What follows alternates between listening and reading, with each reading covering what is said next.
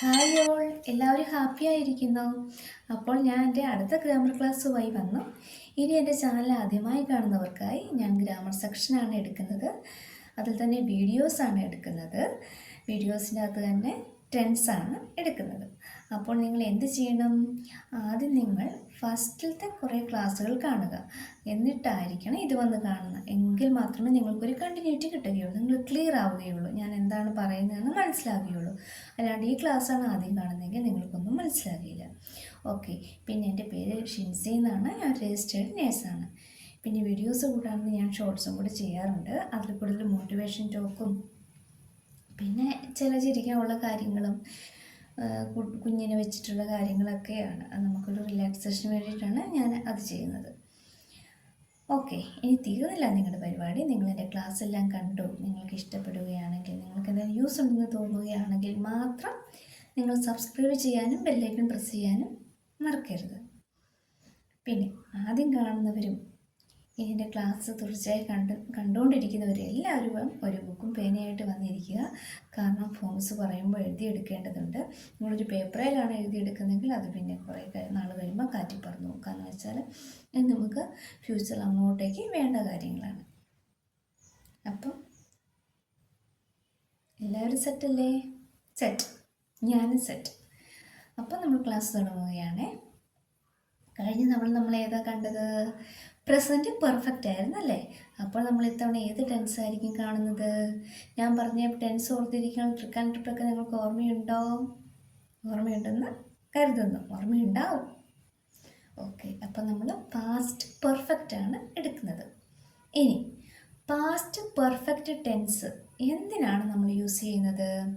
Past perfect tense കൂടുതലായിട്ട് നമ്മൾ use ചെയ്യുന്നത് രണ്ട് കാര്യങ്ങളെ സൂചിപ്പിക്കാൻ വേണ്ടി. അതായത് നമ്മൾ രണ്ട് കാര്യങ്ങൾ സൂചിപ്പിക്കുമ്പോൾ, രണ്ട് പാസ്റ്റിൽ നടന്ന കാര്യങ്ങളെക്കുറിച്ച് പറയണമെങ്കിൽ ഈ ടെൻസാണ് യൂസ് ചെയ്യുന്നത്.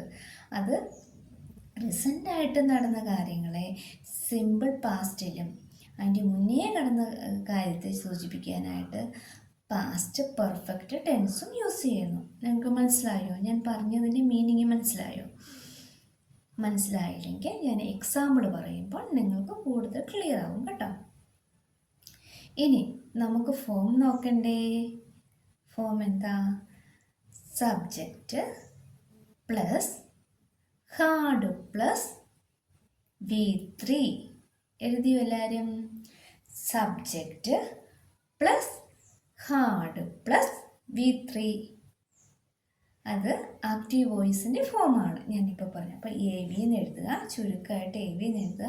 പിന്നെ കുറച്ച് നമുക്ക് മനസ്സിലാവണം കേട്ടോ. AV എന്ന് എഴുതിയിട്ട് പിന്നെ അത് ഇതെന്താണെന്ന് ഓർത്ത കൺഫ്യൂഷൻ അടിച്ചിരിക്കില്ലേ? കാരണം മുന്നേ നമ്മൾ ക്ലാസ്സിൽ കണ്ടു കഴിയുമ്പോൾ നമുക്ക് മനസ്സിലാവും. AV എന്ന് എഴുതുമ്പോൾ ഷോർട്ട് എന്താ നമുക്ക് മനസ്സിലാവും. ടെൻസിനെ കുറിച്ച് നമ്മൾ ആദ്യമായിട്ട് കേൾക്കുന്നവരാണ് പെട്ടെന്ന് AV എന്ന് എഴുതി നമുക്ക് മനസ്സിലാകത്തില്ല. അപ്പോൾ നമ്മൾ അങ്ങനെയുള്ളവർ ആക്റ്റീവ് വോയിസ് തന്നെ എഴുതണം കേട്ടോ. ഓക്കെ, ക്ലിയർ ആയല്ലോ? ഇപ്പോൾ നിങ്ങൾ എഴുതുക, ഞാൻ ലാസ്റ്റ് ഞങ്ങൾ ബോർഡ് കാണിക്കും. അപ്പോൾ നമുക്ക് എന്തെങ്കിലും കറക്റ്റ് ചെയ്യാം കേട്ടോ. നമുക്ക് എക്സാമ്പിൾ നോക്കാം.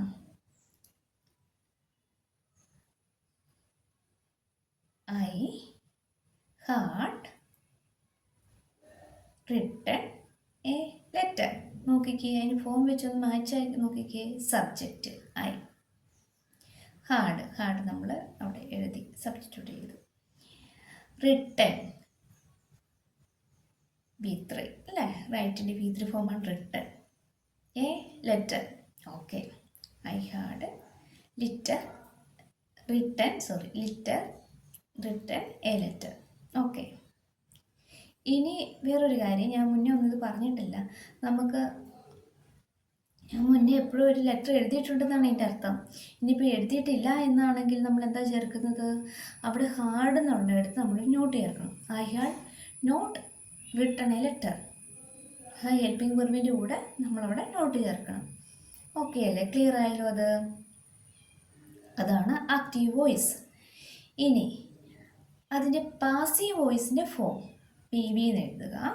എന്നിട്ട് അതിൻ്റെ പാസീവ് വോയിസിൻ്റെ ഫോം എന്ന് പറഞ്ഞിട്ടുണ്ട്. ഞാൻ എപ്പോഴും റൂള് പറഞ്ഞിട്ടുണ്ട്, ഓർമ്മയില്ല എല്ലാവർക്കും? ഞാൻ എപ്പോഴും ഇതിങ്ങനെ റിപ്പീറ്റ് ചെയ്യുന്നത് എന്താണെന്നറിയോ? നമ്മൾ കുറേ കാര്യങ്ങൾ നമുക്കൊരു ഇതുണ്ട്.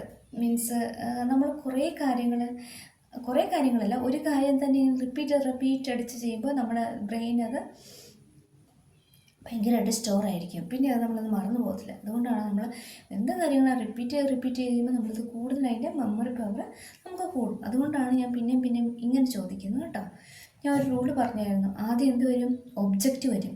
ലാസ്റ്റ് വെർബിൻ്റെ V3 ഫോം മാത്രമേ പാസീവ് വോയിസ് വരത്തുള്ളൂ. അപ്പോൾ ആ രണ്ട് കാര്യങ്ങൾ നമ്മളവിടെ എഴുതി വെച്ചു. ഓക്കെ, ഒബ്ജക്റ്റ് പ്ലസ് പിന്നെ ഹെൽപ്പിംഗ് വെർബ് ഇവിടെ എന്താ? ഹാഡ് തന്നെയാണ്.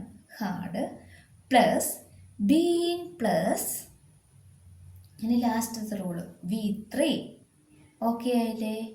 Object plus had plus been plus V3. Clear ആയേ? ഓക്കെ ആയേ? അതാണ്. നോക്കിക്കേ, ചെറിയൊരു ഡിഫറൻസ് ഉള്ളൂ. സബ്ജക്റ്റ് ഒബ്ജക്റ്റ് മാറി പെട്ടെന്ന് നമുക്കത് മനസ്സിലാകത്തില്ല. സബ്ജക്റ്റ് ഒബ്ജക്റ്റ് മാറി അല്ലെങ്കിൽ നമ്മൾ വലിയൊരു പാസേജാണ് വായിക്കുന്നതെങ്കിൽ നമുക്കത് മനസ്സിലാകണമെന്നില്ല. പിന്നെ ഒരു ബീൻ്റെ ഒരു വ്യത്യാസമേ ഉള്ളൂ അല്ലേ? ഓക്കെ, അപ്പം നമ്മളിങ്ങനെ പഠിക്കുമ്പോൾ അത് കമ്പയർ ചെയ്ത് പഠിക്കുക. മുന്നത്തെ ടെൻസും ഒക്കെ ആയിട്ട് കമ്പയർ ചെയ്ത് പഠിക്കുക. എന്നാലേ നമുക്കത് കൂടുതൽ മെമ്മറിയിൽ നിൽക്കത്തുള്ളൂ. ഓക്കെ, നമുക്ക് എക്സാമ്പിൾ നോക്കാം. നേരത്തെ ആക്റ്റീവ് വോയിസിലെ എക്സാമ്പിൾ എന്തായിരുന്നു? I had written a letter. ഇനി അതിൻ്റെ ഫോം വെച്ച് പറഞ്ഞ് object a letter, helping verb had, a letter had been, letter had been written by me. എപ്പോഴും ഞാൻ പറയുന്ന പോലെ തന്നെ ബൈ മീ വേണം നിർബന്ധമില്ല. അത് ഹിഡൻ ആയിരിക്കും. എനിക്ക് വലിയ പാസേജുകളൊക്കെ തരുമ്പോൾ അപ്പം അതാണ് അവിടെ സംഭവം. ക്ലിയർ ആയല്ലോ? I had written a letter, അത് ആക്റ്റീവ് വോയിസ് ആണ്. അതിൻ്റെ passive voice letter had been written by me. Okay, ഇനി ഇവിടെ ഹാർഡെന്ന് മാത്രമേ ഉള്ളൂ. അതായത് ഇപ്പോൾ സബ്ജക്റ്റ് പ്ലൂറലാണെങ്കിലും സിംഗിളറാണെങ്കിലും നമ്മൾ ഹാർഡ് തന്നെയാണ് യൂസ് ചെയ്യുന്നത്. അപ്പോൾ ക്ലിയർ അല്ലേ? ഇനി ഇതെല്ലാം പറഞ്ഞപ്പോൾ നിങ്ങൾക്കൊരു സംശയം വന്നല്ലേ? ഞാൻ ഇതിൻ്റെ അകത്ത് ഇൻട്രൊഡക്ഷൻ്റെ അകത്ത് ഈ ടെൻസ് എന്താണെന്ന് പറഞ്ഞ ഇൻട്രൊഡക്ഷൻ്റെ അകത്ത് ഞാൻ പറഞ്ഞായിരുന്നു, രണ്ട് കാര്യങ്ങൾ നടക്കുമ്പോൾ അതിൽ ആദ്യത്തെ കാര്യം സിമ്പിൾ പാസ്റ്റിലും രണ്ടാമത്തെ കാര്യം പാസ്റ്റ് പെർഫെക്റ്റിലുമാണ് യൂസ് ചെയ്യുന്നതെന്നല്ലേ? എന്നിട്ട് ആ കാര്യമൊന്നും ഞാനിപ്പോൾ മിണ്ടുന്നില്ല. ഓക്കെ, അത് നമുക്ക് നോക്കാം എന്താണെന്ന്. The train had left when I reached the station. Okay, എഴുതിക്കേ. The train എഴുതിയോ? The train had left എഴുതിയില്ലേ? When I reached the station.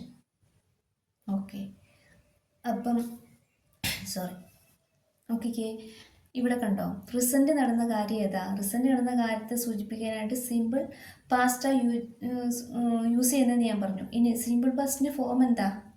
വേഗം പറഞ്ഞേ. Subject plus V2. ഇപ്പം മനസ്സിൽ ഓർമ്മയില്ലാത്തവരൊക്കെ 100 വട്ടം എഴുതി പിടിച്ചോ കേട്ടോ, ഫോം ഓർമ്മയില്ലാത്തവരൊക്കെ.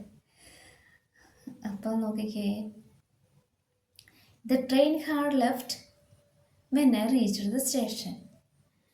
ട്രെയിൻ ഹാഡ് ലെഫ്റ്റ്, നമ്മൾ സ്റ്റേഷനിൽ എത്തുന്നതിൻ്റെ മുന്നേ തന്നെ ട്രെയിൻ വിട്ടുപോയി. അതുകൊണ്ടാണ് നമുക്ക് ട്രെയിൻ കിട്ടാണ്ടിരുന്നത്. അപ്പോൾ റീസെൻ്റ്ലി നടന്നത് ഐ റീച്ച്ഡ് സ്റ്റേഷനാണ്. അപ്പോൾ ഞാൻ പറഞ്ഞു ഫോം അങ്ങനെ തന്നെ യൂസ് ചെയ്യില്ലേ? When I reached station. Okay, train had left, അതിൻ്റെ മുന്നേ ലെഫ്റ്റ് ചെയ്തു, അത് പാസ്റ്റ് പെർഫെക്റ്റ് യൂസ് ചെയ്തു. The train had left. Okay, clear ആയേ? അപ്പം നമ്മളിങ്ങനെ രണ്ട് പാസ്റ്റിൽ നടന്ന രണ്ട് കാര്യങ്ങളെ സൂചിപ്പിക്കണമെങ്കിൽ ഒരു സെൻറ്റൻസ് ആയിട്ട് എഴുതണമെന്നെങ്കിൽ ഇതാണ് നമ്മൾ യൂസ് ചെയ്യുന്നത് കേട്ടോ. അപ്പോൾ നിങ്ങൾക്ക് കാര്യങ്ങളൊക്കെ ക്ലിയർ ആയെന്ന് ഞാൻ കരുതുന്നു. ഇപ്പം ഞാൻ പറഞ്ഞ കാര്യങ്ങളൊക്കെ നിങ്ങൾക്ക് ക്ലിയറായി. ഇനി നമുക്കൊന്ന് ജസ്റ്റ് ഒന്ന് ബോർഡും കൂടി നോക്കാം. ഞാൻ എപ്പോഴും പറയണമെന്ന് പോലെ തന്നെ പഠിപ്പിക്കുന്നത് തന്നെ ബോർഡിൽ എഴുതി പോകുന്നത് തന്നെയാണ് സൗകര്യം. പിന്നെ ഞാനിപ്പോൾ ക്ലാസ് യൂട്യൂബ് ചാനൽ തുടങ്ങിയതല്ലേ ഇവിടെ, എനിക്ക് ചില ലിമിറ്റേഷൻസ് ഉണ്ട്. അപ്പോൾ ഞാൻ ലാസ്റ്റ് നിങ്ങളെ ഞാൻ കാണിച്ചു തരാം. അല്ലെങ്കിൽ നമ്മൾ വലിയ ബോർഡൊക്കെ വെച്ച് അപ്പോൾ തന്നെ എടുക്കുവാണെങ്കിൽ ക്ലാസ് കുറച്ചുകൂടി എഫക്റ്റീവ് ആയിരിക്കും. ശരി, ഇപ്പം ഞാൻ നിങ്ങളെ കാണിച്ചു തരാം കേട്ടോ.